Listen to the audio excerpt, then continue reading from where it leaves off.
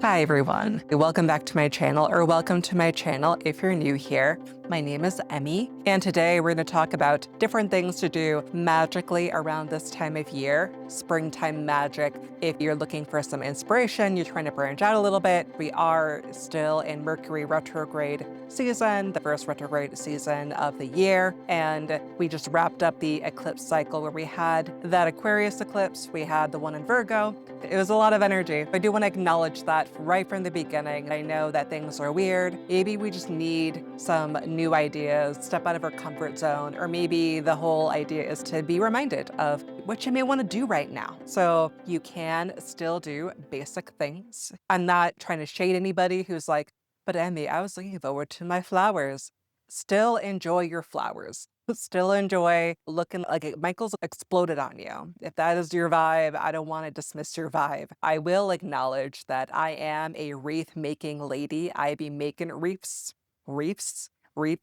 I just have to acknowledge I don't know how to say this word very well.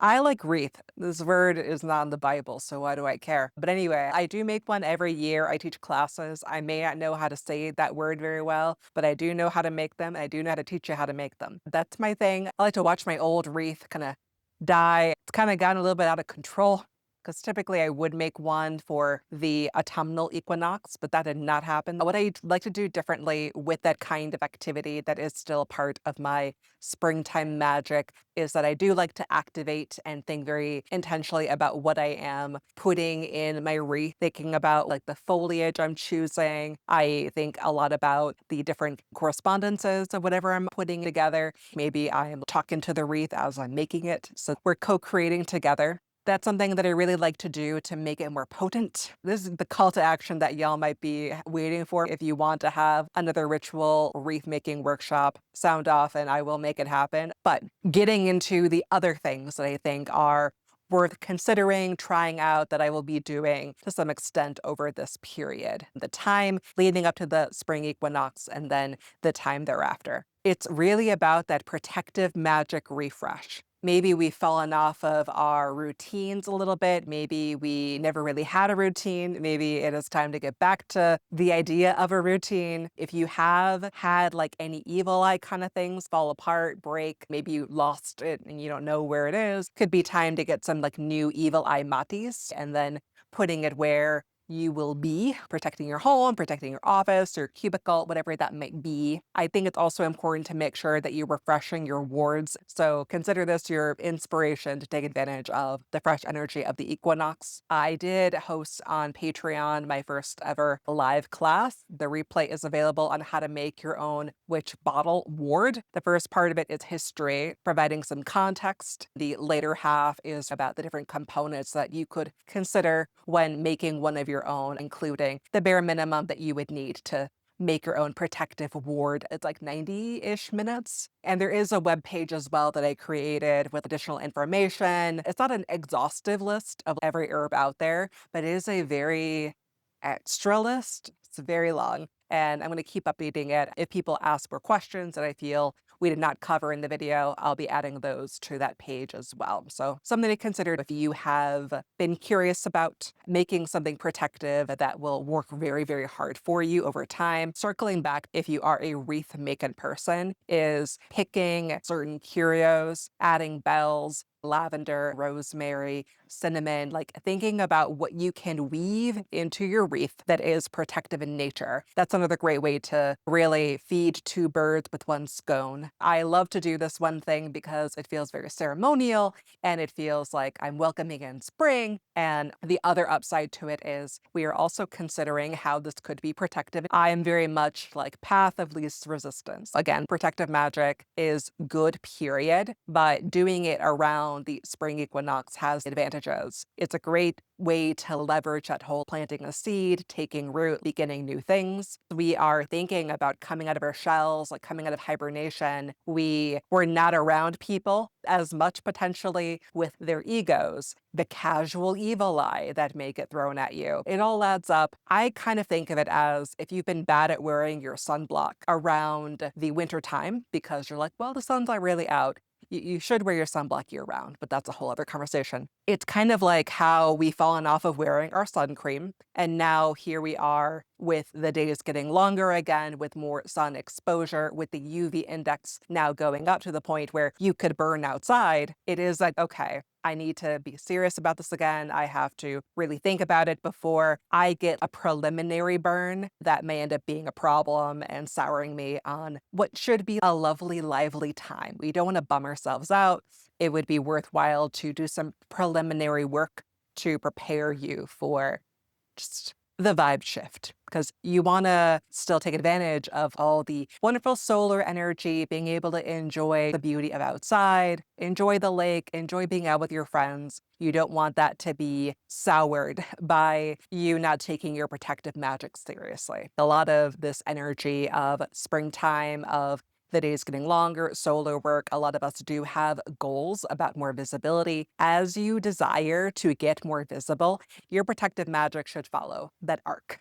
So as it increases, so does your protective magic to help you, because more eyes, more people, more opportunities for negative-ish. I really like to treat the equinox like a chance to hit reset, to allow for myself to review my intentions, if where I have been with my protective work is still where I need it to be, or if I have to make adjustments, if I have to do floor washes, other kinds of clearing, cleansing, banishing, whatever it might be. Just treat it like a good chance in general to just bang some pots around and get some stuff out of your house. The other thing I'd love to talk to you all about is with the changing of season, there is also a concurrent festival that I think is also really wonderful to consider either learning, observing, or figuring out a modern way for you to also participate. This is really, really great if you are wanting to explore being a Hellenic polytheist, if you're generally interested in ancient Greek religion, the ancient Greek world.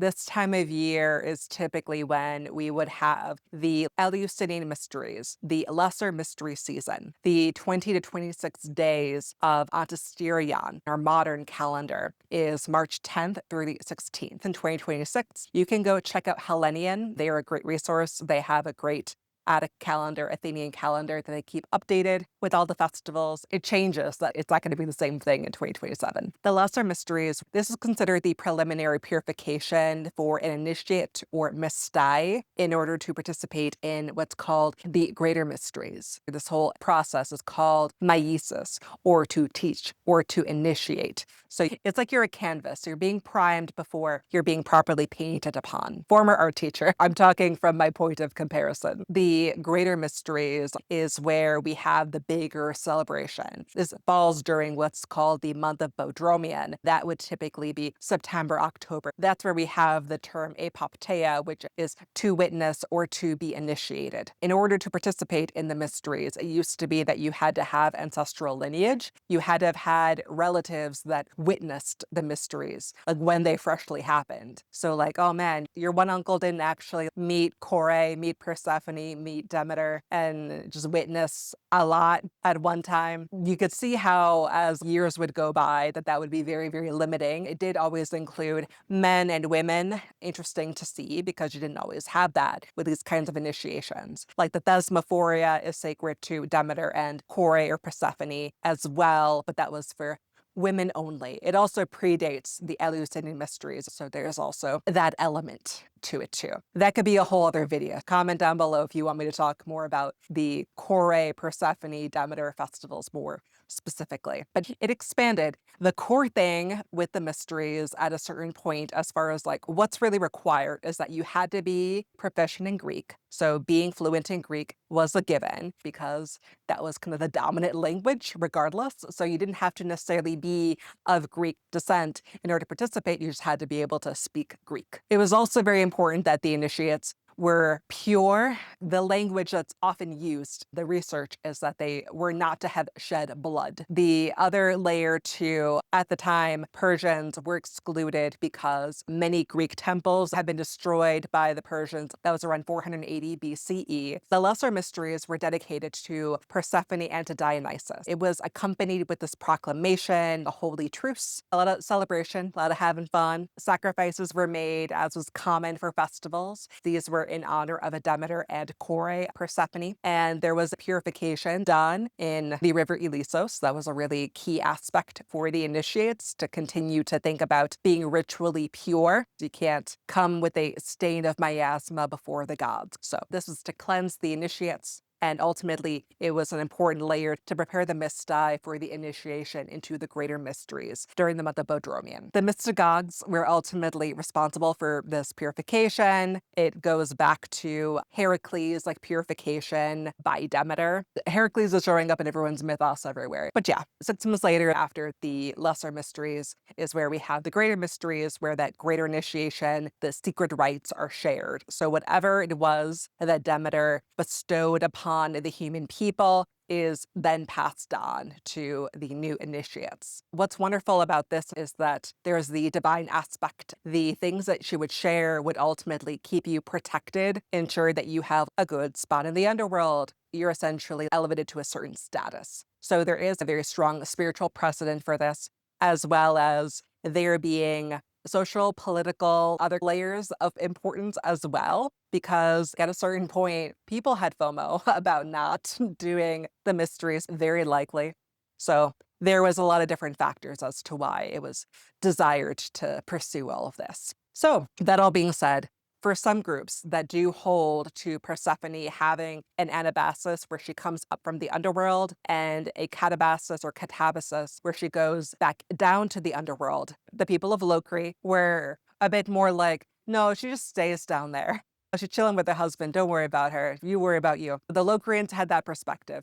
Everyone's different, and maybe you're a both and, where I have 2 different Persephone statues. I could very well do a both and to honor her various mythology. So options. But there's the mentality that the spring is her coming back up to join her mother. And then the autumn is where she would be going to be reunited with her husband, with Hades. So there is a lot of opportunity to do things that are either in alignment with the mysteries, whether it's a matter of wanting to modernize them for yourself. I think the beauty of this too is that with Holy Week coming up, there's Holy Week and Easter Vigil. It's a very goth week in Christianity, as I've often called it, having been raised Catholic, married to a Lutheran. So I'm very familiar. It, I think, offers a good parallel experience if you're looking for ritual that is not Christian, but is still sacred and something that has a format that you could adopt and integrate into your practice. Do with people, do with friends. There is this element of there being purification, there being initiation, there being celebration. So that could be something that you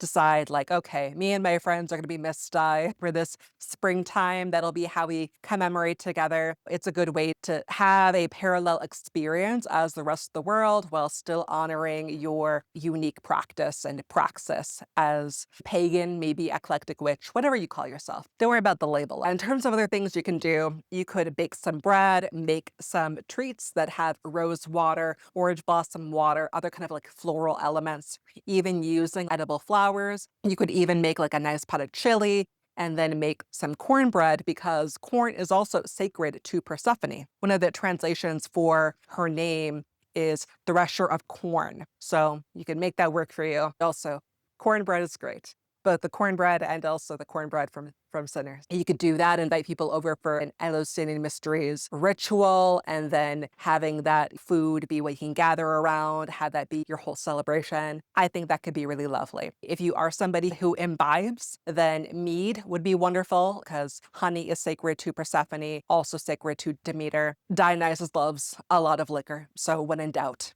you'll be okay. If you're looking for something more NA friendly, then an herbal tea, a floral tea, and something that pairs very, very well with local honey, I think could be chef kiss. In terms of other things you can do for this springtime that I know that I'm already doing, I didn't film it because I was going crazy, but you could ritualize your spring cleaning. You could put on a bandana or a kerchief that could help act as a veil for you, give you like a little bit of like a witchy oomph to carry you along. Otherwise, it just feels like a drag. I am very much one that has like a thinking hat that I wear when I go to write. I'm going to wear my large glasses, like my Stephen King glasses, my cardigan. Again, I'm channeling Stephen King. It's like, I need to write, like, this is my only job. The same way that I do that, with my creative things. I need to have a prompt, a cue that I'm now transitioning to a sacred task. I also want to do that with the things I know I'll put off, like cleaning. I know it could be a slog, but it helps. I promise it helps.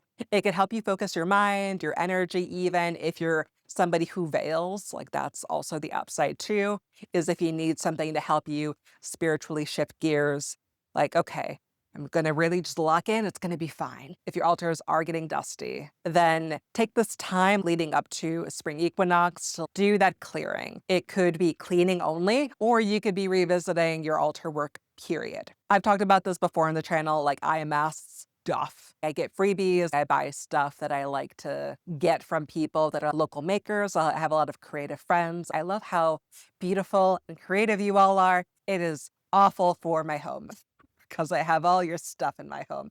I love you. My house is full of your stuff.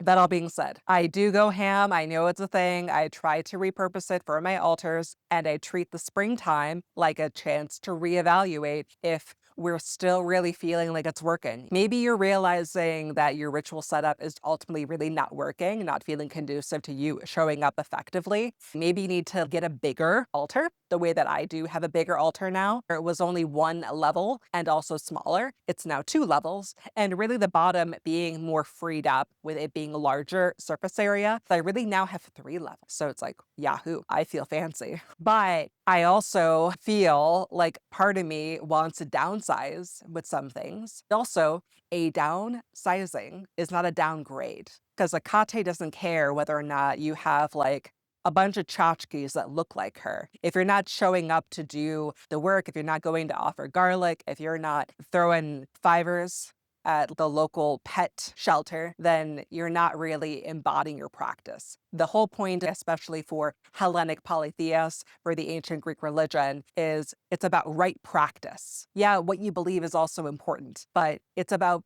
doing your best effort. And if your best effort is being like, it's in a cigar box now. That's all I can do. I can only maintain this perimeter. Then I love that for you because maybe that'll actually work. I think what could also be great is looping in the Depnon, just given the timing of this month and what's going on, because it is Hekate's supper. I'm not really a firm the Depnon has to be on one day kind of person. We do have the new moon on Wednesday, the 18th. If you want to have something to do that you can get out of a St. Patty's Day plan, if you need a good excuse. Again, whatever works best for you. The upside is that if you're wanting to clear things out, what can also be offered during the Depnon are like the sweepings of your home. If you have any ritual leftovers that you haven't been able to clear out, or you're like, I have no idea what to do with it, then that could also be offered to Hekate as well. Hekate has an epitaph that is of trash, basically. It's Bor for Borba, I believe is the pronunciation. I'll put it up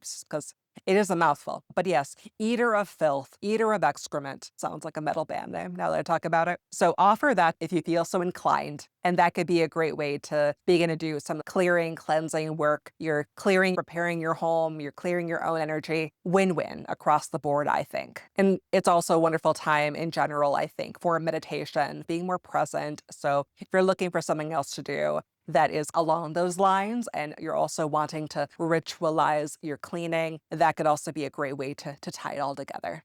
And the upside too is we honor the Depnon monthly. So if you want to think about habit stacking, about pairing things together, then let that be your jam. And I do want to think around this time of year about revisiting my archetypes. What I'm talking about here is that the spring equinox is Aries season. We have Pisces that has come and gone at that point. Pisces rules the feet. Aries rules the head. It's go time. We're getting stuff done. We're going after things. We've ended the zodiacal year with the mutable water sign, and now we're charging towards desire. We're about what lights us up. All that is happening within the season of the cardinal fire sign of Aries. A little bit of tea. I don't love when people talk about Aries like the baby of the zodiac because I feel like it's infantilizing. I feel like it's not terribly kind. I will say that even though it's reductive as hell, what I will offer is that it is about fresh energy. It is about you not feeling so bogged down with whether or not you can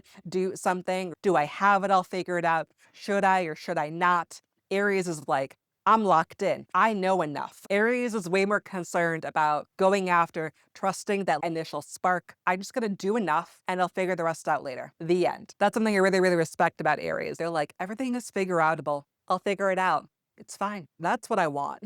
That's the juice I'm ready for. And with that, I feel like it's really a wonderful thing to then transfer into my talismanic magic. I love to take my underutilized, unused tarot decks and have them be these icons for what I'm trying to embody. Like, I had a very, very big magician era to the point where I do still have a lot of magician jewelry. I do have jewelry that corresponds indirectly, but still is tied to my current talisman. It's something that evolves. It's something that we realize, like, okay, I've been on this track for a while. Here's a new era. And it's a good way of also helping you to claim that new era too, as opposed to being more passive about it. The good thing too with talismanic magic is that you could have a core and then different sub archetypes. Maybe there's one big thing and the subtypes may provide more flavor, more information. It may be how we're going about doing the things, how we communicate the thing that we're building or building towards, but we still have the overarching main archetype at hand. I do believe that some short-term projects are more about those sub-archetypes. Sometimes we have goals that change, evolve, therefore either the main archetype or even the subtypes may also change and evolve with them. I think it is a good thing to review regardless, because maybe we realize that we are now working with outdated information. Maybe we're realizing that we've lost the plot, we've lost focus. And it could be a good rededication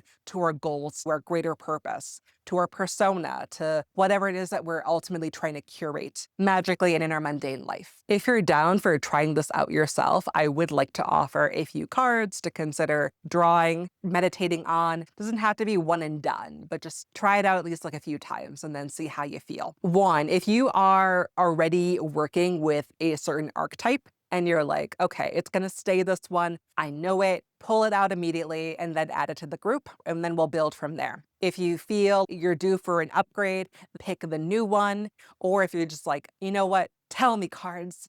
So that first one will be your core archetype. Number two will be the first of your subtypes.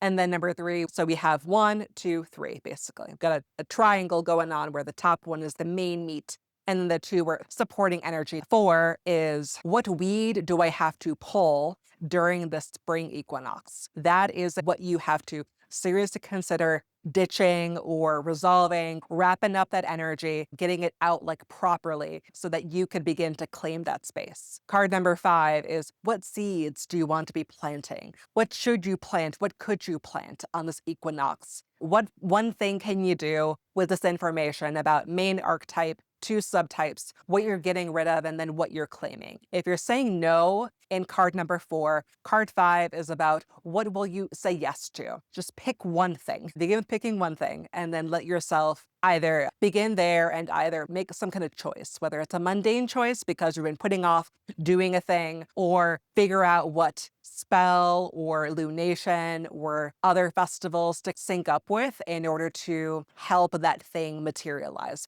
And if you're kind of like, I don't know, take it to the altar, take it to your ancestors, give yourself a bit more time to percolate. But at the very least, you could draw these cards on the equinox and then rest assured that you have a better starting point than you did before. That's all for today's video. Thank you all for being here. And if you made it to the end, first of all, thank you for doing so. I also want to give you a little bit of a heads up that I do have some fun stuff coming in the Patreon this month. Quick rundown. The first tier is more like, you love me making things. You're a friend of the channel. You want to see me do more. You would love for me to show up more regularly. I would love that too. Then please join the Seeker tier. You also get access to anything that I'm writing, anything that's like open for all the members. Also, we have a book circle. We're reading High Magick by Damien Eccles right now, so you could also jump in and join in. It's a brilliant book, so maybe you want to get in on the basics of ceremonial magic with us. The Alchemist tier is more about having FaceTime with me, but like live stream. I do have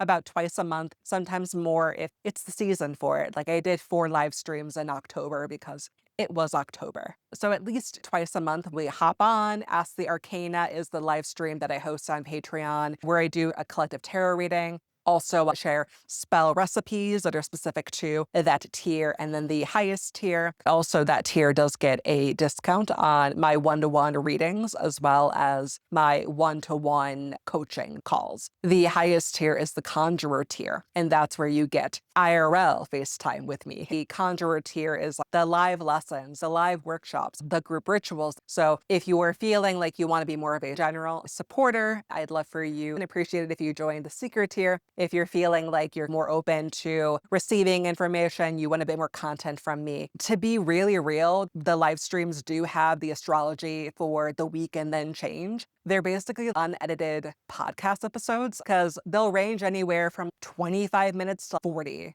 So you get extra few videos from me when you join at the Alchemist tier. And then the Conjurer tier is more you want to be doing the festivals and you want to be doing the things. So that's the rundown. I have also turned on annual memberships now. So you do save 20% if you pay in full right away. The thing that we have coming up for this month is that we'll have a ritual. I'll also be offering a class. There's a class that I meant to offer IRL that unfortunately can no longer be done IRL. So it'll be offered within the Patreon at the Conjurer tier. So you have 2 synchronous hangout options in the month of March. We'll be doing our class about fluid condensers. What even is that? Is there fluid involved?